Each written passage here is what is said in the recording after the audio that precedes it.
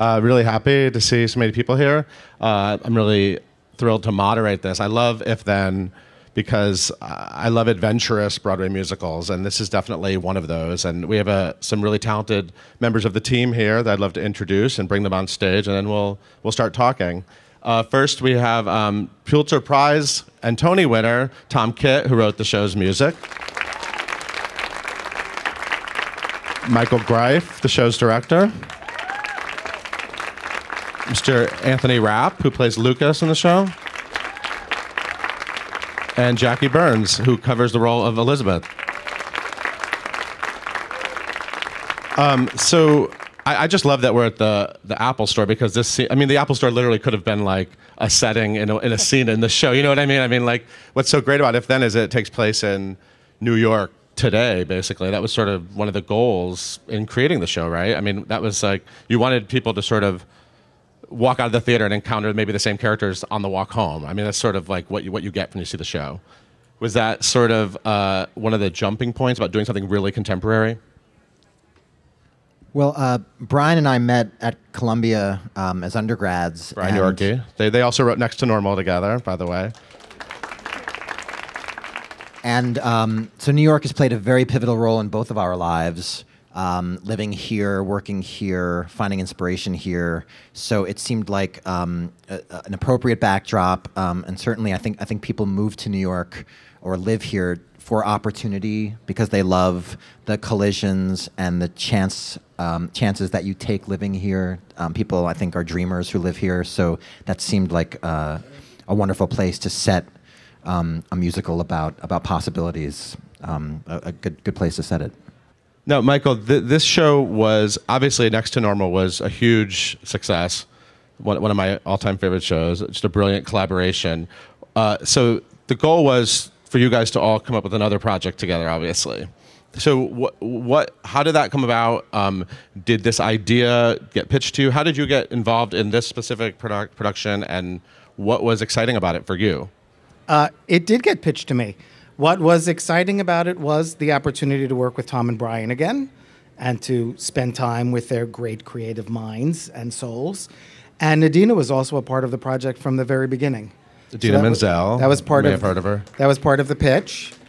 Mr. Stone, David Stone, our producer, was very anxious to work with Adina again. He was very anxious to work with the three of us again, and he thought it would be a wonderful thing for the four of us to work together. And I think it's also very wonderful to say that Anthony's role was written by Tom and Brian with Anthony in mind. So he's been a part of it from the very beginning as well. I love any Rent reunion. I'm all for. Anytime you want to reunite any of your Rent geniuses. But let's talk about the story a little bit. So we're basically dealing with Elizabeth, right? A woman who returns to New York City after a divorce. And the show, the title and the whole concept of the show is sort of the if-then moments, and it follows two paths. It's basically a moment in a park and then two paths her life takes, which is a really tricky, very tricky thing to pull off. And Michael, I really commend sort of the physical production sort of captures it beautifully with lights and with the sets and with costumes. I mean, it's sort of a lot of ways. Was that like a really challenging aspect of this? Did you worry? And I know you were out of town and the show changed a lot before it came to Broadway. Was that sort of, were people scratching their heads at first, or? Yes, a lot of attention was paid to making sure that an audience could really follow whose story was being told. And I also think we were also very concerned about keeping a kind of poetry and a kind of transformation ability also part of the production and the presentation. You know, I think we're all very fond of the places, and I think Jackie would probably speak to this too, when Beth and Liz get to merge and Elizabeth is on the stage after, you know, pursuing different opportunities and different choices. You know, so I think while an awful lot of attention was paid to clarity, we also tried to keep a little mystery and some possibility always a part of the production. I got hurt a few months ago, and I missed like 12 weeks of the show. And right before I came back in the show, I got to see it for the first time, which was really a wonderful experience to be an audience member. But one of the things that was really striking to me about the show is it made a lot of sense. Is that at the beginning, the story splits, and you see what we call, one version is Liz, one version is Beth. But at the beginning, their lives are more similar to each other than they wind up being as the story goes on. And I think that in and of itself is also very, very interesting. That it is these tiny little things. The ripple effects get broader and broader and broader as life goes on, and I think anybody alive can look at that and relate to that. It made a lot of sense to me anyway, as an audience member, being outside of it for the first time, getting to see it. Yeah, the show's made everyone sort of think about these moments, I guess. They happen every day, right? I mean, every day in your life. Jackie, what was your if-then moment today? What was the moment today where everything could have just gone the other way? Anything? If I had left the house 1 minute earlier, I would have gotten the train and not been late to class this morning. Sure. There you go. There's my moment. Now, Jackie, I first noticed actually in the ensemble of Hair. She was in the ensemble, and I was like, "Who's that girl?" She's, sometimes you see a show and someone in the ensemble just like pops out at you. I had that experience with you. Thank you. And then you played Elphaba. Yeah. Another Idina Menzel role, in case you didn't know that. I just follow her, I guess. She's going to do Frozen on Broadway next. Jackie yes, Burns. thank you. Shh, don't let it out of the bag. You were sort of there throughout the creation of the show. You were hired to stand by for Idina. What was it like watching the show come together, seeing it out of town? And you're sort of, I know you didn't go on when the show was out of town, but on Broadway you've been on quite a few times. What was it like watching the show, and what is the character like to play? Because it's very complex. I kind of felt like I had an unfair advantage in a way, because I had never been on the other side. I've always been in it. So being out in the audience every night and getting to watch the show and getting to hear, as a standby, you become an incredibly good eavesdropper, almost, really, you're an eavesdropper. So I would listen in to Michael and giving notes. So I would hear, what he was thinking while he was watching a scene, and hearing what didn't work and seeing what didn't work, which is something you don't really get to see when you're in the show itself, because you're immersed in what you're doing. So I felt like it was, while I didn't have the rehearsal that, all the actors in the performing company had, I also got to experience it in a different way that they never got to, which was very interesting, and watch how it evolved in a different way. What do you think it's about? I mean, if you look at the two paths that the lead character takes, one is a very family path, right? I mean, that's sort of one of the big decisions in the show. There's romantic decisions. What do you think it says about women or about life choices? I don't know. What do you sort of connect to? Well, I don't really. I think what's so beautiful about the show is that every person takes away from the show a different thing. So, and it's going to change by what day you had. You know what I mean? Like, the show speaks to me in a different way every night, and it is kind of funny watching it. I watch now. I don't watch it every night, but I used to watch it every night. But now I watch it once or twice a week, and it's funny. I see things every day differently than I had done the week before, and that's what's really quite amazing about the show, is that you'll never see it the same way. Stop talking about me, Michael. Tom, you don't take easy tasks, and I really admire Next to Normal and If Then, just because they're just you tackle very adult issues. You seem to almost. What do you think the musical form is for? I mean, you seem to have a very sort of forward thinking. I don't know. I feel like you could be writing. You write awesome music, and I feel like you could be writing some much easier shows. You know what I mean? I feel like somebody could hand you a DVD and say, make a musical out of this, and you could probably do it pretty brilliantly, and it would be easy because everybody would know the story. So, do you sort of, is this what excites you? What musicals inspire you, and what do you want to do with the form? Because you've done a lot in a few years. Well, it's funny. My trip to musical theater, I would go to matinees with my grandparents as a kid, and I would go see shows that were family entertainment, and that's what I thought musical theater was for a number of years. And when when I was in high school and when I got to college and I started to discover shows like Cabaret and Into the Woods and Hair, of course, and Company and it just I started to get really devastated by musical theater, by the stories they were telling, by the human stories especially. And as a composer, there are a number of different kinds of stories that I want to tell and different kinds of music that I want to write. But I think the thing that I most enjoy and get a charge out of are trying to tackle stories that are human, that have something to say, that make us reflect on our lives, that people want to go out and talk about.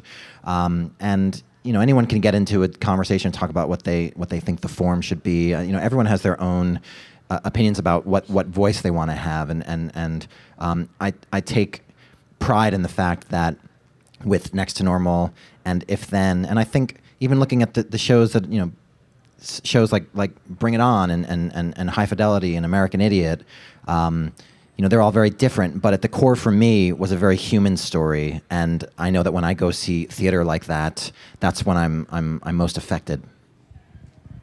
Anthony, I'm sure you during the run of Rent, and I feel like in the years since the Rent, I feel like in a lot of ways you were very big on communicating with fans of Rent, and obviously there are a lot of fans of Rent. What do you see with fans of If Then, and what do you see people reacting to? The show has really struck a chord with audiences, and actually, let me just brag for a minute. We have a Broadway.com award that audiences give out, and If Then won 6 of them, and Anthony won an award for that. I was very grateful for that. And it won Favorite New Musical. So the theater goers are really connecting to it. What do you hear at the stage door, or what kind of things are you observing? We had a talk back the other day. Like alums from Penn. David Stone is a Penn alum, and there was this woman. She was a middle-aged woman. I'm sure she was middle class, upper middle class. Like, I'm sure very well educated. She literally said, unprompted, put her hand up as if it was a question, and just said, "This is the most affected I've ever been in the theater." So that was an incredible response. But I've been kind of nicely surprised that so many young people have connected to it so strongly, because it feels like to us like it's very much about adult life and adult decisions and these crossroads that you face as you continue to live your life. But so it's been really cool that young people have connected to it so deeply. It's sort of like almost the reverse of. I remember back in Rent when we were first starting it, when we expected young people to really connect with Rent. I remember the first time one day we walked out of the New York Theater Workshop and there was this older couple, and they, this is before the show hadn't even opened, and it was this older couple, and they're like, we were so moved by it, and it made us think of our children and the lives that they're having, and it was something very meaningful to see that it was crossing generations, and I feel like If Then is too, which you just never know what to expect, and it's been gratifying to see. I guess I don't know if it's that young people are projecting themselves into the future of their own lives. I don't really, but they talk like on Tumblr they quote lyrics, and they talk about how much these lyrics mean to them and how much it makes them think about things, and these are, I don't know exactly how old they are. I think sometimes they're like 16, 17, 18, just somewhat young to be thinking maybe about some of these big choices, but that's kind of cool. Michael, do you think that like I said, it's set in modern day New York and it feels very contemporary? Do you think that the show is about that, or is it just a more universal show? I mean, do you think 20 years from now the show's going to have the same? Do you think it has sort of? I mean, it's not about cell phones or which version of the iPhone, obviously. I would like to think that it's universal and it's also of its time, but like valuable work made of its time, it will transcend and it will still be able to speak to people.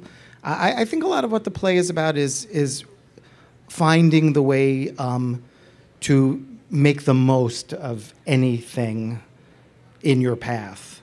That there isn't a right path and a wrong path. It's just being able to stick with it and make the most of it and put yourself in positions where you make opportunities for yourself and you allow other people to give you opportunities. And that was important to me in putting it all together.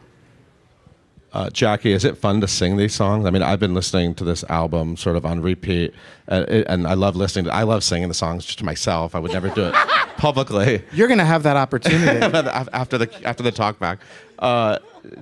Jackie, what is it like? I mean, and obviously written for Adina's voice. And what is it like for you to perform the songs? It's amazing. The music is epic. It's gorgeous, and it runs the whole spectrum, which is amazing. I mean, you really get a poo-poo platter, if you will, of music to sing, and it's just amazing. And my husband loves the way I sing it, right, John? No, I really, it's such an honor, and I know it sounds cliche, but it really is such an honor to get to sing this music and to be the second person ever to sing this music that was created for Adina, who is one of the most talented and respected and beloved, musical theater star there is. And so it's quite an honor. Tom, if you look at the whole journey of it, like what are you? To me, they seem like very large tasks you take on, like I said. But what are you sort of most excited about when you watch the show, The Richard Rodgers, and you actually see it all sort of together?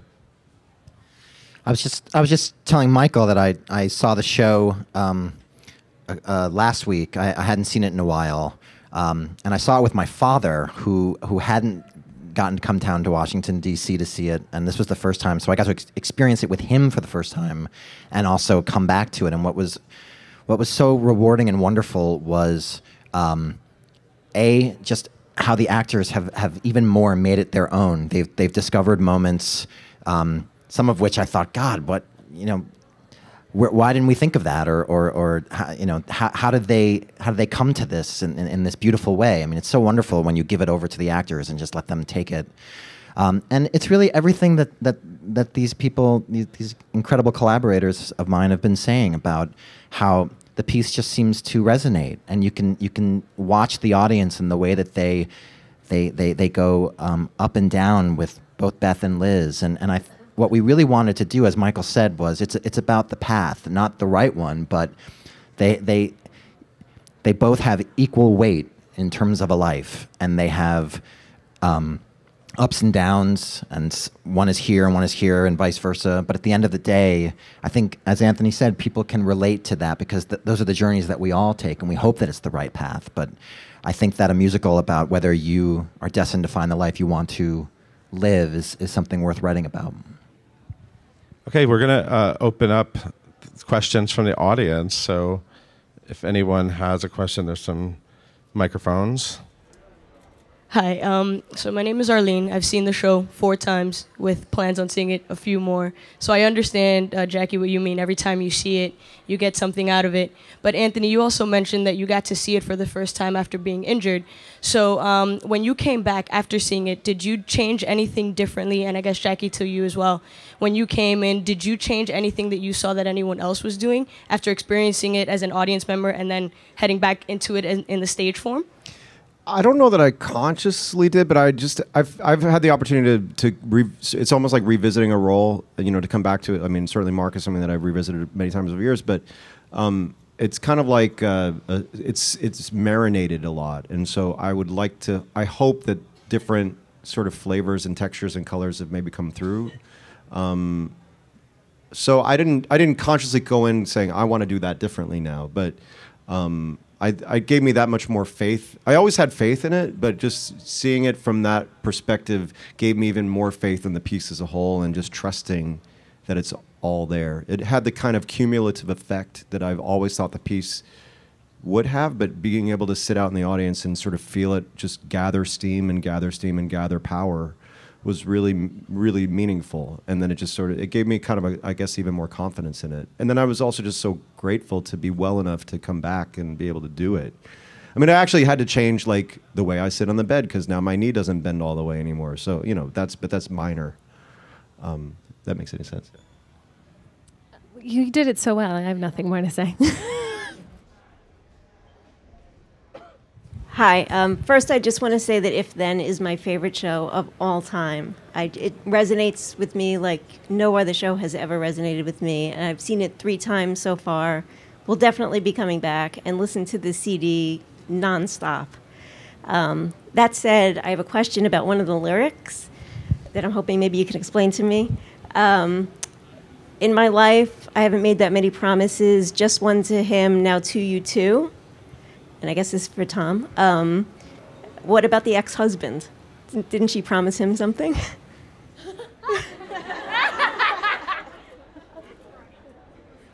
He's not the lyricist. I'm sure Brian would have a very a very, very good explanation for that. But all I would say is, and you're talking about the moment where she's with her children, what I would say is that I think that this story comes from a person who, looking back on their life, never really believed in those first years in that first marriage. And if you had to ask her, she would probably debate what she promised and whether it was a meaningful promise. But the true love of her life is Josh and those children. And so in that moment, those are the ones she's going to focus on. Hi. First, I just want to thank you for this show because I think I'm part of that younger, maybe, generation, and it truly is a life-changing show. Being a New Yorker, I guess my question is more for Anthony Rapp and Michael Greif, having done Rent and If Then. I was born here, grew up here, and I've seen New York kind of do this sort of change, and I'm sort of wondering how, 20 years ago, wherever it was, when Rent was written, how you've seen New York change and how you kind of worked that into the show, and how the new New York versus the old New York.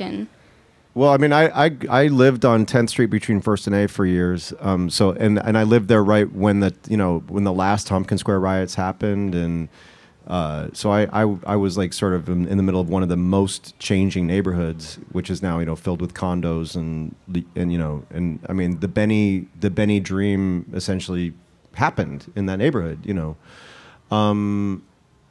And I'm certainly happy that New York certainly feels safer in most places than it did. But you could say that the East Village certainly has not the same. It seems like some sort of weird fever dream in some ways. But in terms of incorporating it into the show, I can't speak exactly. I think Michael or Brian and Tom would be better able to say those things, but it certainly feels like Rent was of its time as a depiction of what it was like in the city, and I feel like this is, and they're both true, and it doesn't, and they don't negate the other. So I don't know, Yes, and I think you probably have figured out that some of the past, the 15 years earlier that Lucas and Beth and Liz talk about, are evocative of those days of being in their early 20s in a New York that was really, really scarred by the AIDS epidemic. And it was a very different environment, and life was different, and people had a different set of priorities, and people at different ages had different expectations for their lives. And maybe, I don't think we ever talked about this, but maybe both of those people are where they are in their late 30s or early 40s, because in some ways in their early 20s they didn't even know that they would live to their late 30s and early 40s, which was the environment in which Rent was created. Hi guys, I want to also thank you for the show because I graduated college in May and had a lot of paths I could have chosen, but I chose to move to New York. A lot of that was based on If Then and the lyrics, and so thank you for that. But my question is, I've never been so emotionally impacted by a show, and I was wondering how emotionally draining it was for you to work on it and to perform it every night. Well, there's certainly a lot of intense emotion, but one of the things that's great about it from being inside of it is that it really does go full circle. So I've always thought, I've never done like Death of a Salesman or Long Day's Journey into Night, which to me, those are pieces that are so powerful, but there's no real catharsis in them. In this piece, at least Luke, I can speak for myself, and I think for Elizabeth, that you move through it and you come out the other side of it. And so as an actor, that's kind of a gift to be able to kind of leave it behind. It lets it sort of release. You don't have to leave the theater with like a knot in your stomach and find some way to purge it. Not that I'm like super method, but just like, but our systems get engaged and stuff happens to it. You can't help it. If you're upset in a scene, there's a part of your body that's upset. That's just the way it works. So I've always thought like the finale is it's a moment of grace, I feel, for all of the characters, and I'm grateful for that as an actor, that we get to end with that. Hi, I just wanted to say happy belated birthday to you. Thank you. And to respond to what you said about young people's reactions, as a young person, freshman in college, I guess it's made me personally more scared to make decisions because you don't know, like at the end, the paths, like one small choice made a huge difference. So Now, one small choice I make is going to make a huge difference in my life somewhere. So, and I guess, yeah, it's made me more scared.